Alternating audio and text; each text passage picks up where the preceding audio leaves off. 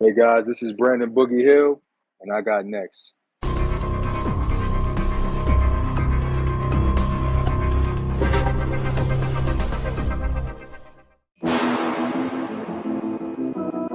You next up and you ain't been on Sports Like Talk. Like, what are you doing? Hey,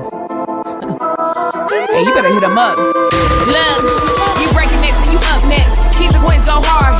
Rise and star on the big scene. Make them know who you are. You don't break a sweat. Don't settle for less. They put you through that test. Your resume that flex. Who got next? Who got next? SLT, ready, set, go. Who got next? Who got next? Living my dreams and all your goals. Who got next? Who got next? You can ask B. Jones or head coach. Who got next? Who got next? You next up, so here's my vote.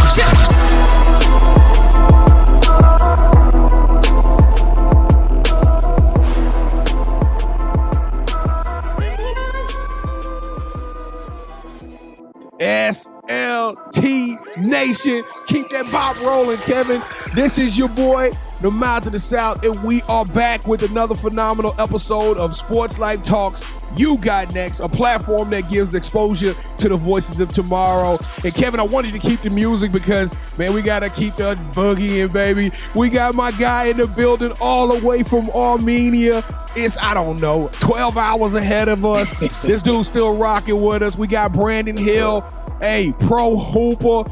I ain't gonna even lie. I almost thought it was Baron Davis. I thought we had B. Diddy in the building, the way he was out there hooping. But yo, Brandon Hill, how you doing, man? I'm doing great, man. I appreciate you guys for having me. Man, you a dope cat. We're about to get into your story, but before we go, I gotta ask, do me and KT got permission to call you Boogie? Can we call you Boogie, man? Of course. That's my guy. That's my guy. Well, anything else will hurt my feelings. All right, well, if this is your first time checking out the channel, I just introduced myself. I'm gonna do it again just because I like the sound of it. I am your host, the Mouth of the South, B. Jones, the Mr. Louisiana, Mr. Yeet himself. I'm rocking alongside of my co-host, my colleague, my brother from another mother. Look at him, he got the face on today. How you feeling, KT? You know, B. Jones, this is the second time in the You Got Next series that I've been outnumbered by Brandon. But I'm glad we got Boogie on the show. We're gonna call him Boogie because we got to call I can't handle Boogie. two Brandons. I just can't do it. Man, I wish I could change it, man. And we would have put Boogie up on the mic, man, up on his overlay. But check this out. If you in Armenia, if you rocking with us right here in the U.S., you know it don't matter where you at. This is the part of the show where Kevin and I have to ask a huge favor because we know for one thing that our fans, our family, our friends, people who are rocking with us aren't selfish. So if this your first time, don't be selfish. This is a season of giving, and we don't need a penny. We need you to, on the count of 3, smash that subscribe button. That's it.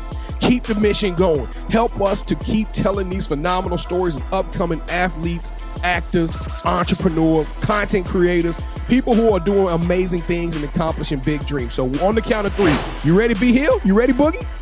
Of course. Let's go. 1, 2, 3.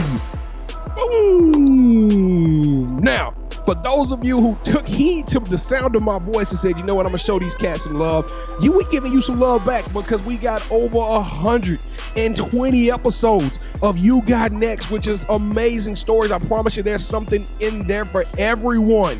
And we about to give you another gem right now. So buckle up, ladies and gentlemen. Let me introduce you to the silky smooth b-ball player, owner, hooper, who's got an extraordinary story of rising from injury. We're going to tell you about it in just a second, but let's take him through the Sports Life Talk initiation. You ready, Boogie? I'm ready. Let's get your groove on in. Okay. All right, Boogie, to initiate you into the SLT family, you got to give us your top 5 music artists. Listen, I'm biased. I'm going to just let y'all know that in advance, but Jay-Z, Biggie, DMX, so that's my uncle, Nas, Big Pun. I got to rep the Bronx. You know Punisher, what I mean? Big Punisher. Gotta show love to Pun. Round here, we call him Big Pun, hit you with the big tongue. That's my... Yeah, I'm pretty sure out of all the lines in the song, that's the one you want to use. You nasty Pun. I don't care. Okay, hold on, Boogie. You slipped something in there. You said DMX is your uncle? Well, yeah, that family friend that I've known since I was a baby. Him and my uncle, like my blood uncle, are best friends, or were best friends before he passed. So wow, that's family right there. Man, yeah, that's family right there. Sorry for your loss, man. Yeah, for real, man. I appreciate that. Man, we love them too, I appreciate that. Hey, we got a young lady on our show, which you can watch Wednesdays at 8 p.m. Central on YouTube, Facebook, and Twitter, named Pam. Love DMX. Absolutely loves them. And we probably love you too, Boogie, because you 6'2". We'll tell you a little bit about that later. All right, so Boogie, give us some of your favorite sports teams. Favorite sports teams, Miami Heat, because D-Wade was my favorite player to watch. The Dallas Cowboys, which is why I'm not watching the playoffs, because did us a little crazy in the playoffs this year. Where They you from, did us dirty in the playoffs. I'm from New York, but my mother was in the military, so I was born in Dallas, Fort Worth. So you got some roots over there. You know what I mean? That's where we from. That's where we filming out of. Okay, great. That's a great pick. Great team. Great team. Go ahead. Yeah, I was disappointed. But then as far as baseball, hometown, got to go with the Yankees. Best franchise ever created. That's what that is.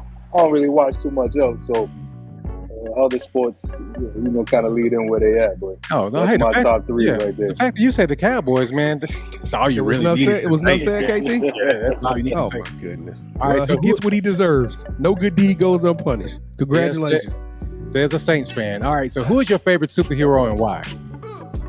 My favorite superhero? That's a tough one, man. I am probably going to go with Black Panther for what he stands for. The energy you get just knowing that somebody out there that actually looked like you, even if he didn't even do the things that he did, just because he looked like me, that was all I needed to see. That was motivation right there. Just knowing that there was somebody that looked like me that people recognize as a superhero that actually did things to save lives. I'm with it. And Boogie, I want to say this about him though. He'd have been the guy in the hood that none of the sisters would have got at because he's just too good. They want that bad boy. And T'Challa was dope. Hey, women, get your T'Challa in your life. Stop playing. All right, T'Challa, since every good superhero needs their own theme music, what would your theme song be? DMX, Rough Riders Anthem. No question. As soon as you bust through the door, play that, it's over. No, that beat, and that was like what? That was in the 90s too. That beat was sick. Yeah, man. All right, 98. All right, so if you're feeling Boogie's top 5, go ahead and put that in the comments right here. And I think it's safe to say, B. Jones, that Boogie's in the family. So go ahead and take it away, bro. Nah, Boogie in the family, you rocking with us, man. We appreciate your time. I don't know if people can see the graphics, the HD, but every time Boogie take a breath over that smoke coming off of him, this man is sitting outside in Armenia doing this interview, and I'm like, dude, that's pure love, man. That's pure love. So we truly, truly, truly appreciate it. Well, let's tell everybody your story, Boogie. Now, you just said you from New York. You was born down here in the DFW area. Tell us a little bit about where you're from and coming up, my friend. So, I was born in Texas, like you talked about. Grew up in New York City. I played at a school called Mount Vernon High School, which is a pretty powerhouse high school as far as I've heard of it before. Yep. Well, we had Special Jennings on. Well, that was Mont Verde. That was Mont Verde. I thought it was the same thing. Yeah, no. Okay, I'm quiet. So, I wasn't really highly touted as far as McDonald's All-American, top hundreds. I was never one of them guys coming out of high school.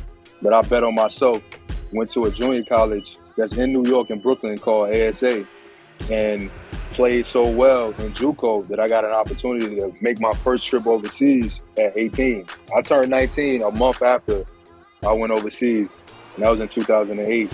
And I've been riding the wave of overseas since 2008, and we in 22. You know what I mean? So there's been a lot of hula hoops I had to jump through, a lot of stuff I had to learn on the fly as a young guy trying to kind of navigate my way through. But it was absolutely worth the trip for me. And I'm definitely blessed to still be here.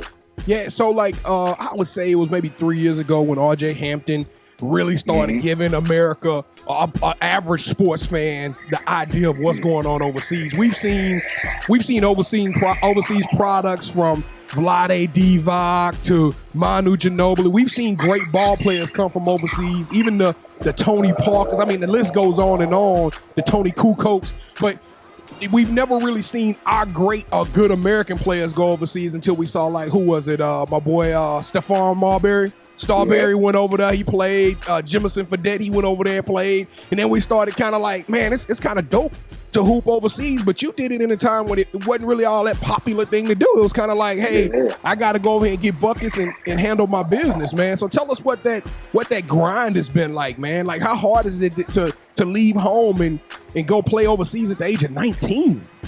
Well, it's probably one of the most difficult things I've had to do, because there's so many factors that is outside of basketball that determine how long you play, how successful things go for you, if you can keep staying in the place that you are, because we're talking about if teams don't want to pay you, if they don't want to accommodate you the right way, if something happens, you in a foreign country, don't know the language, and you ain't got nobody to tap in with to be like, hey, man, this was happening to me right here.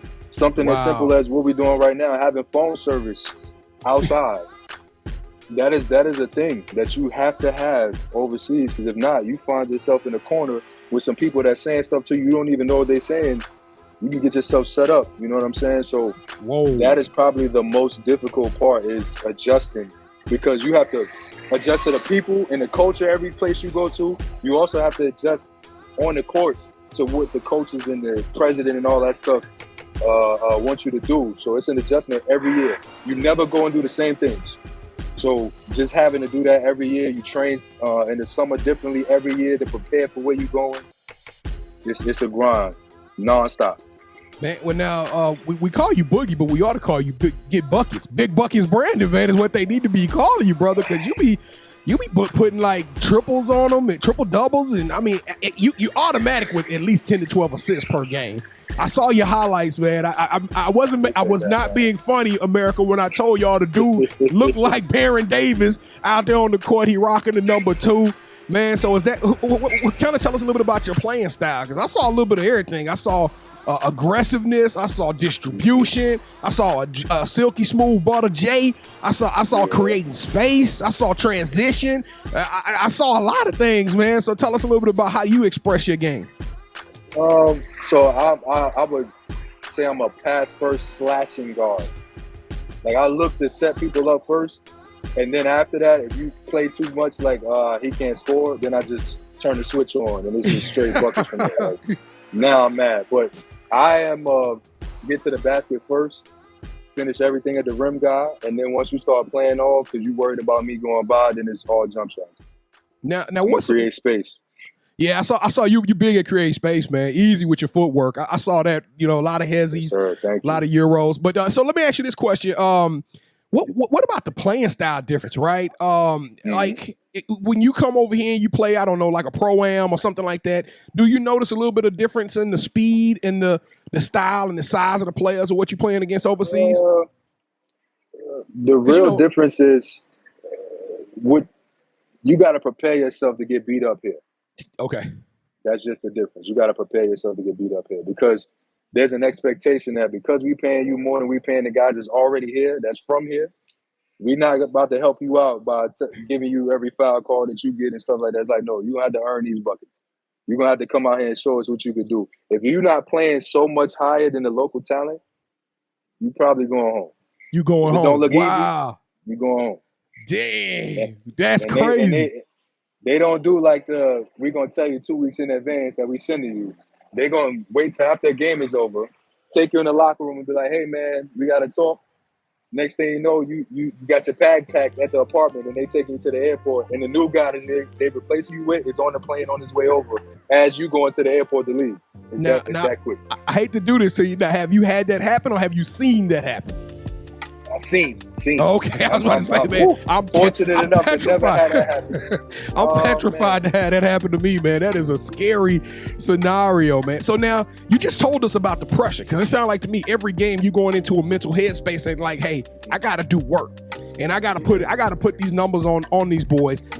But you also had to go through the mental rebuilding of the body, right? Because you went through a major injury. Tell us about the injury and tell us how you were able to get back in the shape to where you were able to revitalize your career again. Well, I was fortunate enough to not to have any injuries throughout most of my career. But on year 14, that's when I have a season-ending injury, and it was to my hip. So at first, docs was telling me I wasn't even gonna get the chance to play anymore. Like my hips were so out of place that I wish I could take my hands and show you how my body was. Like my hips was like this. My spine was like over here. Like it looked really crazy, but they had to do a lot of work to get me back to square with my spine. Then it took 5 months before I could even walk regularly. Literally 5 months to walk. And then from that point on, I started doing slow rehab myself, just trying to be able to walk the regular way. Then they allowed me to do some running things and stuff like that. Once the running started to happen, the doc kind of said, well, you know, if you want to try to get back in the gym and get active, you can. I didn't really listen to him when he said try and take it slow. I just was like, nah, man, I don't want to take it slow. But I was fortunate enough to have some people around me that really knew what they was doing. They took care of me. My physical therapist was phenomenal, absolutely phenomenal. Shout out to Sean, he was phenomenal. He helped me kind of get back. And once the injury happened in March of 21, once I hit August, I was in the groove. Where it's like, you know, I might be able to do this. I might be able to go back outside. And the only place that took a chance on me after an injury like that was this team in Armenia called 𝐦𝐤𝐤𝐤. And he reached out to me, was like, look, man, if you want to try to come out here, get yourself back together, you could do that. I came out, did a preseason tournament. I was only averaging like, you know, 15, 8, and 7 or something like that. So they actually didn't feel like that was good. It was like, oh, we don't know if we can keep you for that. So they was prepared to release me and let me go home. What ended up happening was, at the same time that was going on, the guy that owned the team that I own now didn't want to do it anymore. He's just kind of like, I'm washing my hands. I don't want to be an owner anymore. So I was like, I mean, if y'all need somebody, I'll take it over. And so we sat down, talked numbers, wrote up some paperwork, and the rest was history from there. Dude, I was just about to ask you, now, how did you get into ownership, not only ownership of a team, but a team in Armenia? I was about to ask you that, because you over there owning / playing, you over there pulling the MJ. I saw the little quotes, how you was quoting MJ on some of your IG posts, man. So now, do the other players in the locker room look at you a little differently, knowing that, hey, I ain't going nowhere. I'm here, baby. So you need to do your work. Well, no, actually what I do is this. I actually tell them that that's an advantage for them, because I don't got nothing to prove no more. I'm in year 15. I don't got to prove it no more. If you look up my resume says I've been doing this for a long time.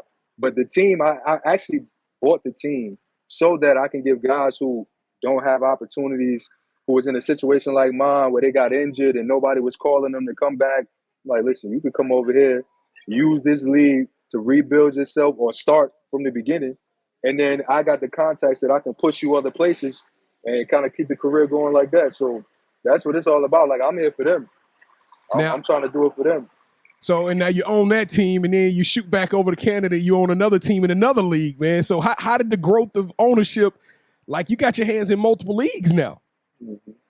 Basically, it was a situation where I took over this one, started learning the ins and outs of what you would have to do in this league, then started reaching out to other places that I've been to before. Like, hey, man, what's the budget for a team out here? And they would tell me, it's like, oh, that's all? Okay, because I got players. And then once the conversations start happening and people are like, yeah, we would love to have a team, or we looking for a new team, it's like, all right, well, I'm going to start putting my hand in these different places. And one team turned into 5 in a matter of 3 weeks. So we just built it. You got 5 teams?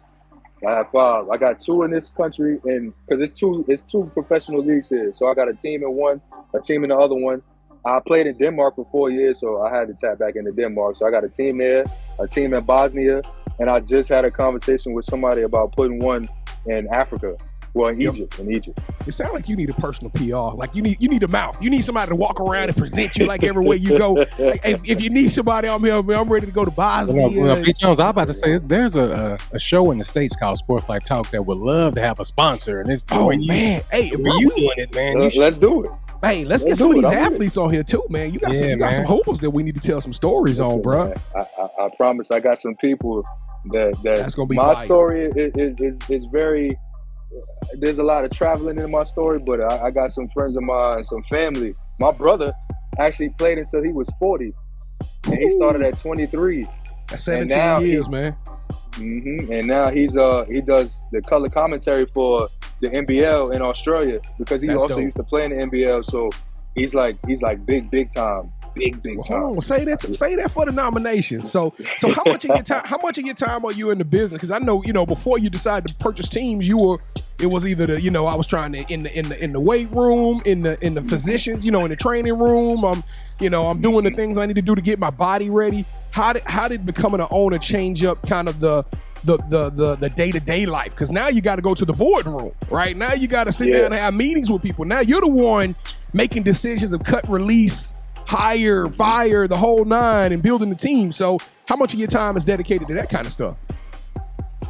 I would say 60% of my day is more of that than just worrying about what I got to do in the court now. Because you got to have meetings all the time. You got to have sponsor meetings and calls often. You got to talk to different players that's reaching out. Once I put up that I own this team, I probably had 300 people reach out to me. Dang. Between Instagram and WhatsApp, trying to, hey man, I'm looking for an opportunity, which I was happy about because that was the point of me doing it anyway. Yeah, that was the lane. Yep. Yeah, bring all of these people out any way I can. But that also inspired me to do more teams because every country that I'm in allows 5 Americans on the team. Okay. So that's 25 jobs right there that I can provide to people. And then I have one of the teams I'm going to use is kind of like a funnel system, like a showcase team almost, where guys can come out and play 7 to 8 games, get some film, get their stats, whatever they need, and then push them to another team and then bring a whole new group out to where now we really getting guys opportunities. And then out here, I actually convinced the league to have a summer season as well as a fall season. So this summer in July, we're going to have a 6-week summer season where they're going to play about 25 games per team plus a playoff, which will give guys another opportunity to come out, showcase themselves, and then get the bigger money jobs in the fall a couple months after. So you're not playing in that league, are you? No. Okay, I was about to say, because I mean, you rebuilding your body, and so I like it. I'm an old man now, man. I walk around real slow. I didn't want to say that, but you said 14 years. 14 years. That's some time, right? Yeah, that's when you make it to a teenager in your career, they consider you old. So I'm old man years now. All right, Boogie. So let's get to the real question, man. You said, how long have you been over there? I've been here for 4 months now. 4 months. So how the ladies treat you there, man? How the ladies treat you? The ladies. I'm staying as far away from the ladies as possible. There's a lot of temptation over there, though. Armenia. Yeah. Because normally Kardashians walking around all over the place out here. That's what I'm saying. That's the breed ground for them. Because normally we ask a question like, okay, so I go love and basketball. I say, okay, you Quincy McCall, do you have a Monica Wright over there? So you telling me, hey, not right now, huh? No Monica Wrights over here.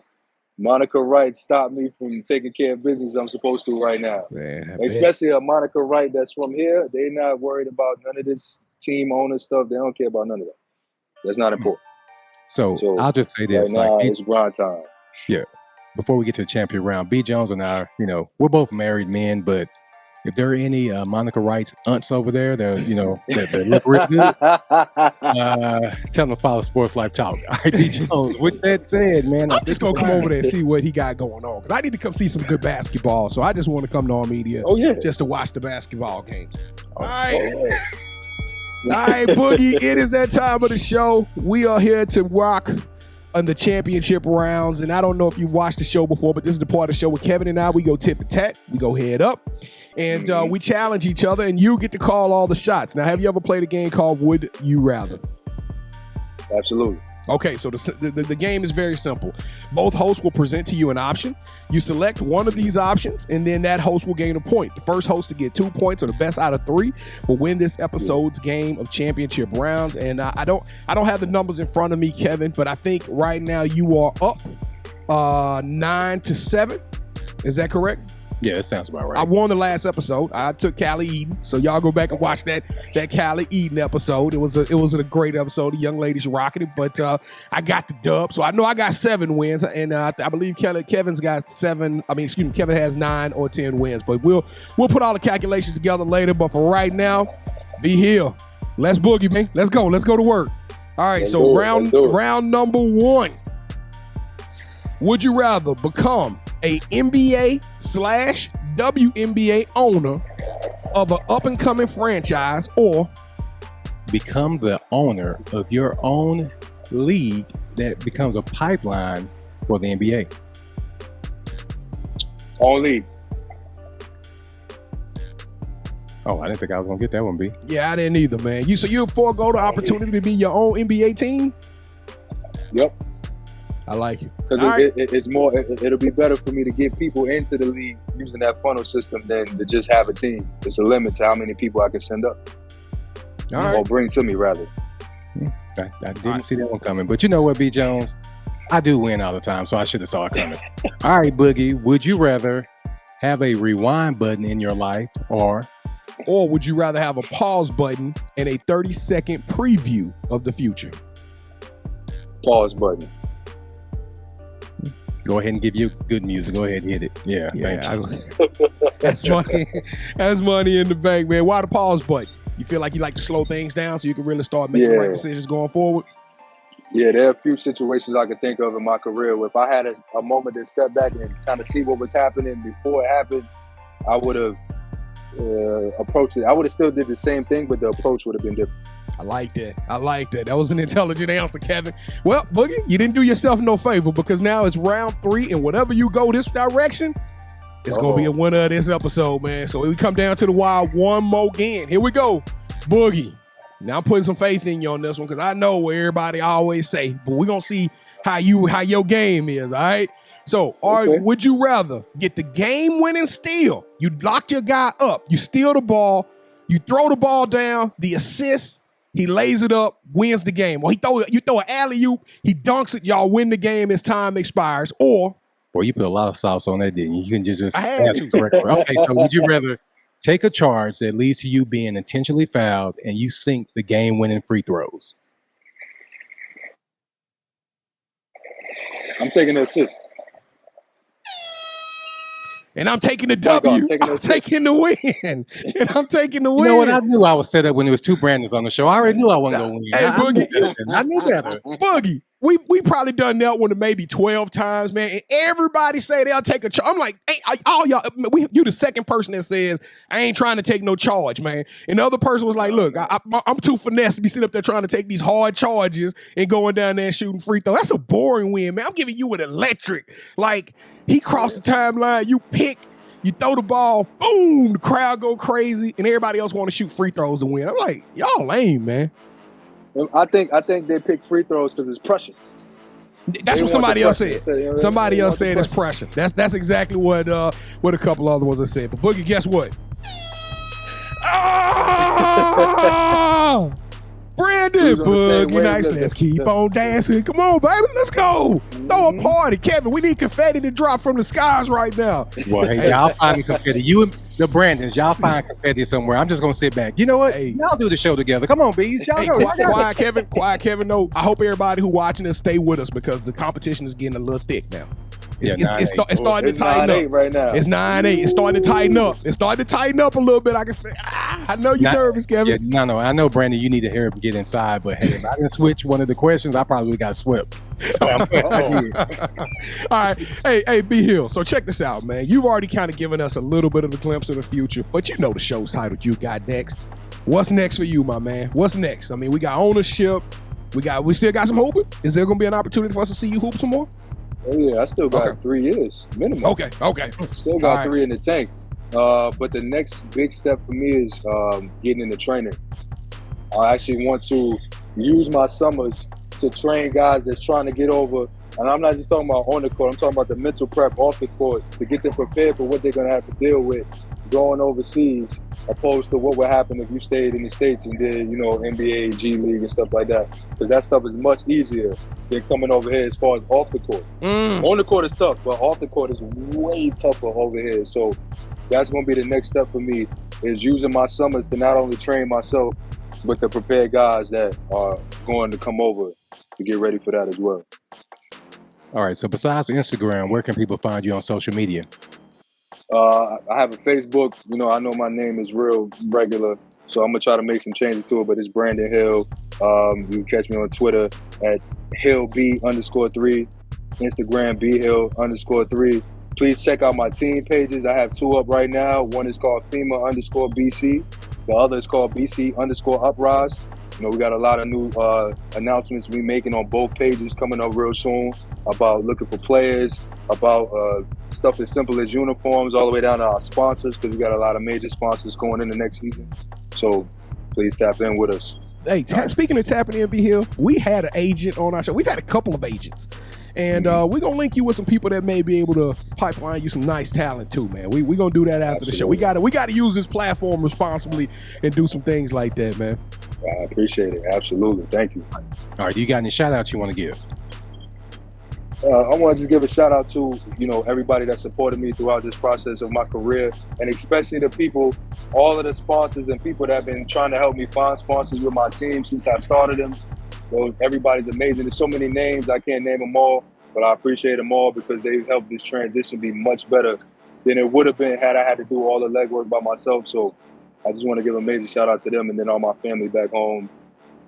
15 years of going back and forth and not seeing family and having them still support me and keep me up and motivate me has been major for me. So I want to shout them out as well.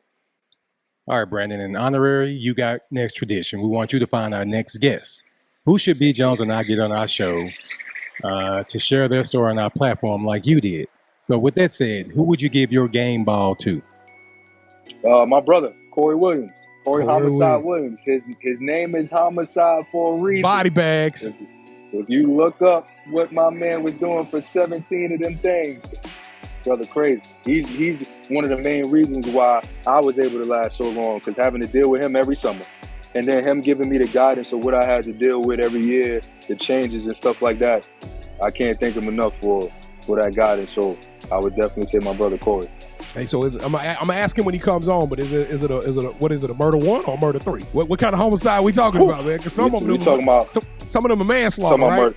No, we're talking about murder 1. We talking about degree. being so crazy that you played in Rucker Park against Ron Artest when he was Ron Artest. Ooh. I'm in the league and giving Ron 35. No, really? To a long career. Ooh, wow. Yeah. That's going to be crazy. Yeah, we got to get him on. I'm going to be real homicide, you are on the clock. Boogie, Hill, my guy. Yo, man, you freezing cold. Sound like you had a little dog fight happen outside while you was on the thing. Going crazy over there. I was hoping it wasn't too loud. It was going crazy over there. Hey, sound like you having too much fun over there, man. Look, man, we wish you nothing but the best. You got 2 little bros, 2 big bros right here in the DFW area, man. We can't wait to meet you and rock with you in real life person, man. Anything you need from us, let us know. But Brandon Hill, you got next. Sports Life Talk Nation, we told y'all.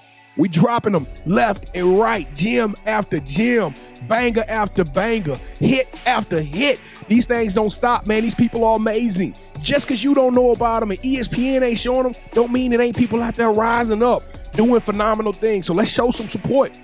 This is that second altar call. We need you right now to help us keep this momentum, keep this mission, keep this journey. Don't be selfish. Smash that share. Smash that subscribe button. And for right now, we got 2 different opportunities for you to get involved with us. 1, go to our IG page. If you can tag in 5 people to the post of your choice, and we are going to send you a Sports Life Talk t-shirt. All you got to do is slide in our DM and say, hey, I just tagged in 5 people. We'll find it. Boom. We know you. We're going to shoot you over a Sports Life Talk t-shirt. And for the month of February, we are doing it again, except this time we are upping the ante. $250 gift card for anybody that tags in shares this episode with 2 people, hits the smash button on the likes, hits the subscribe button, and then leaves the comments YEET. On the last day of February, Kevin and I will draw a name. And if you win, we will shoot you over a $250 gift card. It is just that easy. Hey, share it with 2 people, smash the subscribe button, smash the like button, and leave YEET in the comments. And if you want to interact with KT and I normally on a weekday basis, he gave you the plug earlier today, Wednesday nights at 8 o'clock p.m. It is an interactive show. We take your questions in the comments. We communicate with you. We laugh. We play. It's about sports. It's about life. It's about talking it out. It's everything. It's no holds barred fun. Come chill with us. I promise you, you will not be upset about the investment you are making into us by letting us become a part of your family as well. KT. Feel good, man. I'm talking a lot because I'm the mouth of the South, but I also got that dub this episode, and man, it don't feel. Hey, Brandon, is there anything better than winning? The feeling of winning is amazing. Nothing better than winning. Nothing better than winning. I like it when the sweat be on my face and the look of confetti just stick to my cheek like that when I still got my trophy. Well, you know what else? You know what else is good? You know what else is good? B. Jones is eating. Boogie's food has been waiting on him for the last 20 minutes. You keep running your mouth. I'm trying to get him up out of here. So hey, Boogie, thank you so much for rocking with us, man. It meant a lot. And you are the true definition of you got next, man. Thank you. Truly. Thank y'all so much, truly, for having me. Hey, Boogie, we love you, man. Sports Life Talk Nation, we love y'all. Y'all stay safe, be blessed. Hey, respect each other and love one another because together we are better, and keep dreaming big because you never know. Your story may be the next one featured on Sports Life Talks. You got next. Yeet. Yes, sir. See, what's crazy is I knew you had next because you always working, you always grinding, you're in your bag because you're always working. Like, in due time, I knew you got next. Oh, you did it, huh? Crack the code. You got next, you smashing goals. You want next, you need exposure. Well, Sports Life Talk got the baddest show, like the baddest in the room. Podcast to tune into just for you to talk your shit. Talk your mushroom. You are what you eat and you should consume. Sports Life Talk from the late night to the afternoon, then rest repeat. Hit the like, leave a comment, or subscribe so you don't miss a beat. You got next, just a small taste of a winning meal from a chef type of celebrity. What's up next is you, at least you better be. Yeah, you got next, yeah. I can feel it, you're a winner just like me. You got next, and what comes next? Tune in next time and you'll see. Cause if you got next, yeah, if you got next, then you're just like